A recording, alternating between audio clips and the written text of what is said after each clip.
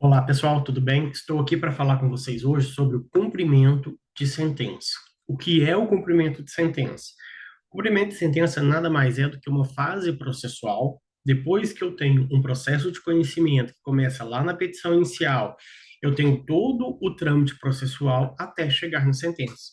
Chegou na sentença, essa sentença, ela pode ou não ter transitado em julgado, eu vou ter acesso à fase e vou estar possibilitado a iniciar a fase de cumprimento de sentença. Por que eu digo que a sentença pode estar ou não transitada em julgado? Pode ter ou não havido trânsito em julgado dessa sentença. Porque se eu tenho trânsito em julgado, eu vou para o cumprimento definitivo da sentença, assunto que já foi tratado em sala de aula. Se eu não tenho trânsito em julgado, se por algum motivo cabe um recurso, essa sentença ainda não transitou em julgado, ou que seja pelo decurso do prazo, por ainda estar no prazo recursal, eu não posso fazer o cumprimento definitivo, mas a depender da situação, eu posso fazer o cumprimento provisório dessa sentença. Então, eu vou compartilhar com vocês aqui a tela para que a gente possa trabalhar agora propriamente o cumprimento de sentença. O cumprimento de sentença, como eu disse, ele vem de um título que é um título judicial. Por que um título judicial? Como o próprio nome diz, estamos tratando de cumprimento de sentença. E a sentença, ela é, por natureza, um título judicial. Então, eu tenho, via de regra, eu tenho, dentro de um processo civil, existirão exceções, existirão outras situações, mas a regra será: eu tenho um procedimento civil, que é um processo de conhecimento. Esse processo de conhecimento ele vai ter o trâmite normalmente até culminar na sentença. Chegou na sentença. O que a sentença é? É a formação de um título judicial. E quando eu não tenho o cumprimento dessa sentença de forma voluntária pelo devedor, pelo condenado, imaginemos que o João, eu processei o João. Chegou no final, eu tenho uma sentença condenando o João a me pagar R$ 1.000. O João não me pagou. O que é que eu vou fazer a partir disso? Lá no artigo 515 do CPC, o próprio artigo 515 do CPC estipula quais são os títulos judiciais. E esse rol, como já foi visto, esse rol, ele é taxativo. São títulos executivos judiciais, aqueles que estão ali naquele rol ou outros que a lei determine. Ok? Então, os títulos executivos, judiciais ou extrajudiciais, são aqueles que a lei diz que é. Como nós já falamos também em sala, o que é? A gente tem o costume, isso é normal, ter um título executivo. Na realidade, tecnicamente falando, o que é executivo não é o título. Eu não executo o título, eu executo a obrigação nele contida. E por isso, eu vou executar a obrigação. Mas para executar a obrigação, essa obrigação tem que estar onde? Essa obrigação precisa estar expressa, precisa estar contida ou estar descrita em um título executivo, judicial ou extrajudicial. No nosso caso, como nós estamos falando de cumprimento de sentença, nós estamos falando necessariamente de um título executivo judicial, porque a sentença ela decorre de um procedimento judicial. Ela é um título judicial por natureza e assim ela está descrita lá no artigo 515 do CPC. Então, eu tenho um título judicial. Eu compartilhei com vocês a tela aqui para a gente fazer um passo a passo do que é, para ficar mais fácil de entender, um pouquinho desenhado, por quê? O procedimento de execução, o processo de execução ou a fase processual de execução, porque processo ou fase processual. Quando eu tratar de um título extrajudicial, eu terei um processo de execução, uma ação autônoma. Eu inicio um processo de execução de um título extrajudicial, como um processo independente autônomo. Quando eu tiver um cumprimento de sentença, eu não vou para o processo autônomo. Quando eu tiver um cumprimento de sentença, isso será uma fase processual que dará sequência, após a sentença, ao processo de conhecimento. É o que nós chamamos de processo sincrético. Sincrético porque ele tem mais de uma fase, mais de uma natureza e ele consolida tudo ali dentro de um único processo. Ele tem a primeira natureza, que é a natureza cognitiva, a fase cognitiva dele, que vai até a sentença. Chegou na sentença, E, para reforçar, essa sentença ela pode ser líquida ou ilíquida. Nos casos em que não se possa estipular o quantum debeatur, ou seja, o valor da obrigação, a extensão da obrigação na própria sentença, pode acontecer de haver uma sentença ilíquida. Se a sentença for ilíquida, o que eu faço? Eu vou liquidar a sentença para quê? Para achar o valor exato da condenação, o valor exato da obrigação. Como é que eu faço isso? Dentro do próprio processo, dentro dos próprios autos, através do procedimento, que é uma outra fase processual, que é a liquidação de sentença. Por que eu tenho que fazer a liquidação? Porque nós sabemos que o título executivo, ele tem 3 requisitos. Quais são eles? Ele tem que ser certo, líquido e exigível. Um título que não tenha certeza, liquidez e exigibilidade, ele não pode ser executado. Ou seja, eu não posso ir para o cumprimento de sentença se a minha sentença for ilíquida. Então, eu preciso necessariamente, quando a sentença for ilíquida, passar pelo procedimento de liquidação de sentença. Agora, pronto. Eu tenho a sentença líquida, certa e exigível. E o devedor não fez o pagamento voluntário. O que eu vou fazer? Eu vou fazer um requerimento para que o juiz dê início à fase de cumprimento de sentença. Então, eu fiz um requerimento. Passo 1. Eu tenho um título executivo judicial. Qual que é a pretensão? Qual é a expectativa do devedor aqui? Desculpa, qual é a expectativa do credor aqui? Que o devedor faça o pagamento voluntário. Agora, o devedor não foi feito esse pagamento. O que o credor vai fazer? Ele vai fazer um requerimento. Como é feito esse requerimento? Esse requerimento ele é feito por petição simples dentro do mesmo processo, dentro dos mesmos autos. O credor, nós chamaremos aqui de exequente, ele vai fazer. Até aqui, ele não é exequente. Ele é exequente a partir do momento que o processo se converte em cumprimento de sentença. Ou seja, a partir do momento que eu inicio a fase de cumprimento de sentença, a partir daqui eu posso chamar de exequente. Então, o exequente, ele vem e faz um requerimento de cumprimento de sentença. Onde é que está previsto isso? Artigo 523, 524 e 526 do CPC. Quando ele faz esse requerimento, o que ele pode pedir para o juiz? Que expeça a certidão de execução prevista no 828 do CPC. Para quê? O que eu faço com essa certidão? Eu pego essa certidão e eu saio registrando ela onde eu souber que o devedor tenha bens. Para quê? Para dar publicidade, para evitar uma fraude à execução.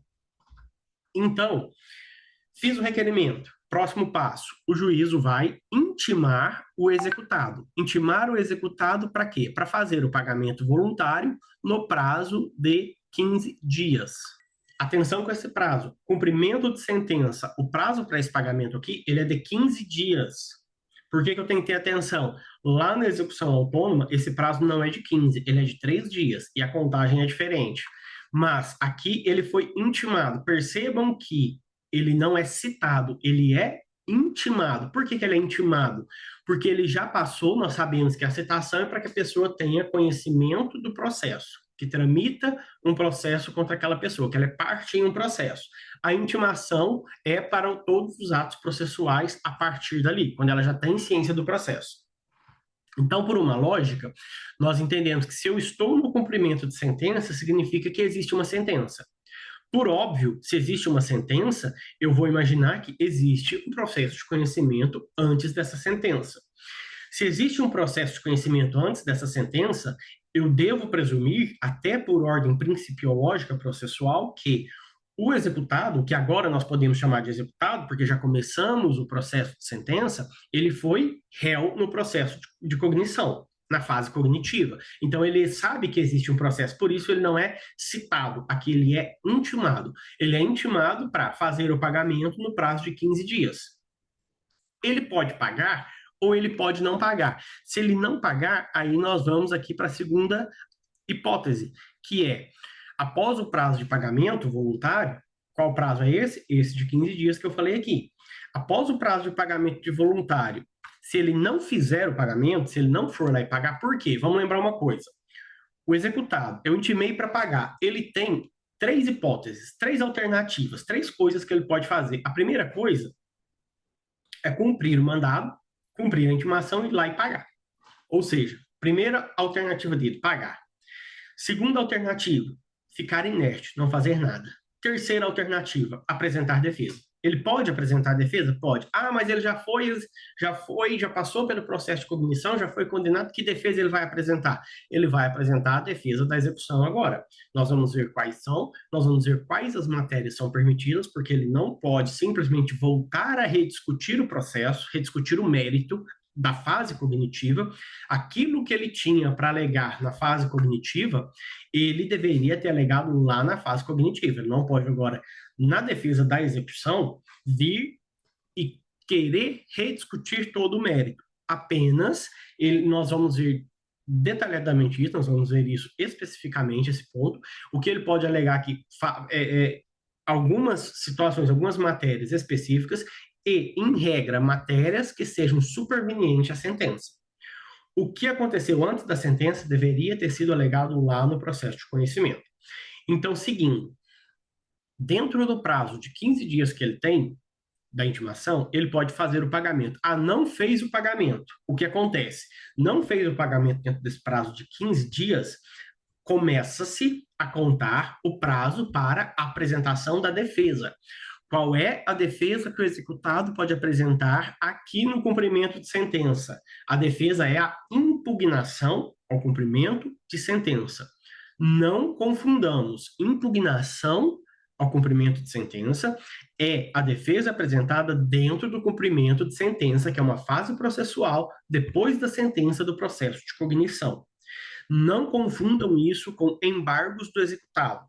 Parte da doutrina vai chamar isso de embargos à execução, e é assim que está no código, esse é o termo do código, portanto, não podemos dizer que esse termo está incorreto, está correto, embargos à execução, porém, parte da doutrina critica esse termo, dizendo que o mais correto seria embargos do executado.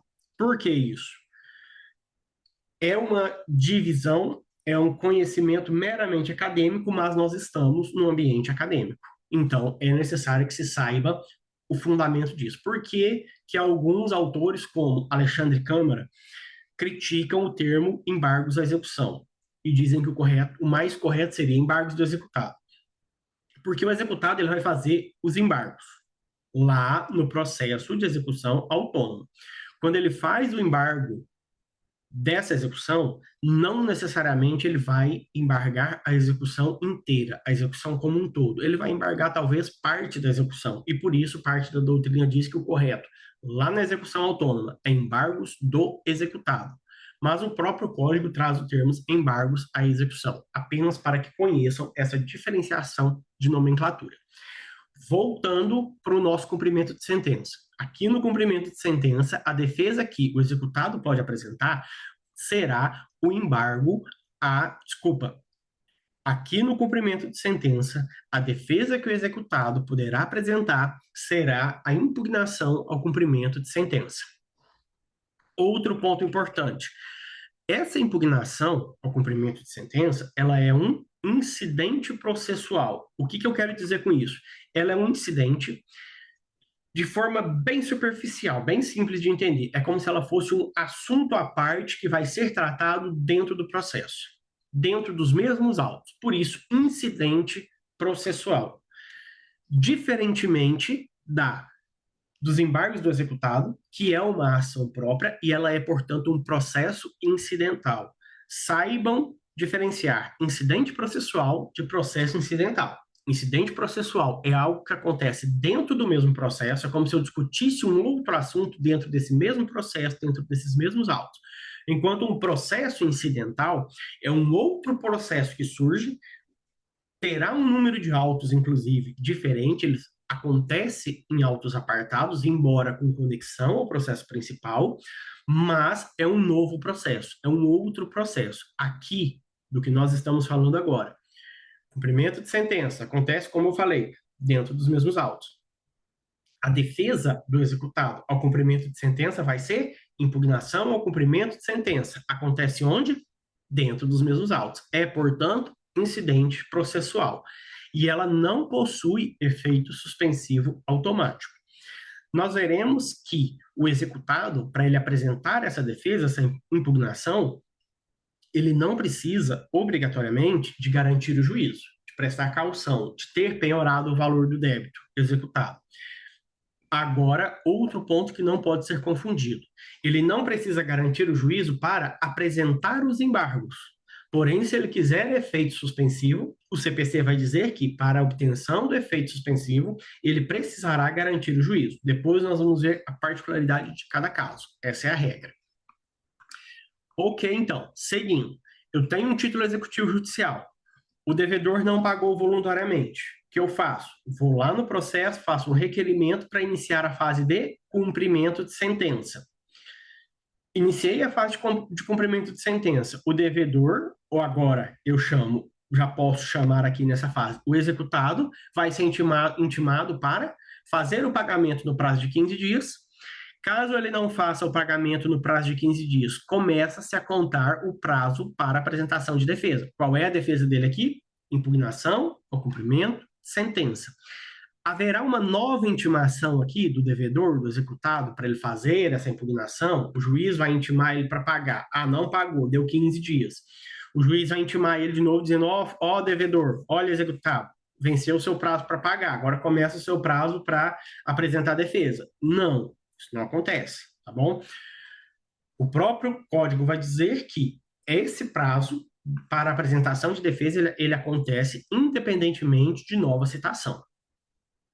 Próximo passo, não apresentou, não fez o pagamento, não apresentou essa defesa, decorreu esse prazo, o que acontece? O próximo passo, não cumprimento da obrigação no prazo legal. O que pode acontecer? Multa, aí pode ser aplicado desde aí a multa de 10%, honorários advocatícios de 10%, protesto do título. A partir daqui, o título que está sendo executado ele pode ser protestado e pode haver a negativação do nome do devedor. Atenção nesse ponto aqui. Uma observação nesse ponto. A negativação do nome do devedor aqui, o protesto do título, podem acontecer a partir daqui na execução definitiva. Na execução provisória, eu não posso protestar o título aqui enquanto haja recurso pendente, enquanto essa decisão não tenha transitado em julgado. Iniciei o cumprimento de sentença. O devedor foi intimado para fazer o pagamento, não pagou. A partir da defesa, se o devedor, por exemplo, apresentar uma defesa de opa, eu já paguei, beleza, ela vai ser acolhida, ele não vai ter que fazer o pagamento de nenhuma dessas penalidades aqui, nem multa, nem honorário, nada disso. Pelo contrário, ele vai receber honorário de sucumbências pela execução indevida.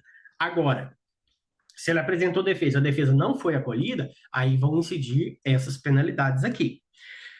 Agora, não foi acolhida a defesa, não teve comprovante de pagamento, nada disso. Qual que é o próximo passo? É a execução forçada. O que é a execução forçada? É quando o Estado se subroga para fazer valer o direito do credor, para satisfazer o direito do credor em nome do devedor e com o patrimônio deste. O Estado não vai pegar o patrimônio próprio lá e pagar a dívida do devedor, né? O que o Estado vai fazer? Ele vai entrar forçadamente no patrimônio do devedor e se utilizar desse patrimônio, desses bens, para fazer o pagamento, ou seja, satisfação do crédito, satisfação do direito do credor. Eu só falo em execução no processo civil quando não há o pagamento voluntário, quando existe uma crise de satisfação do crédito, uma crise de pagamento.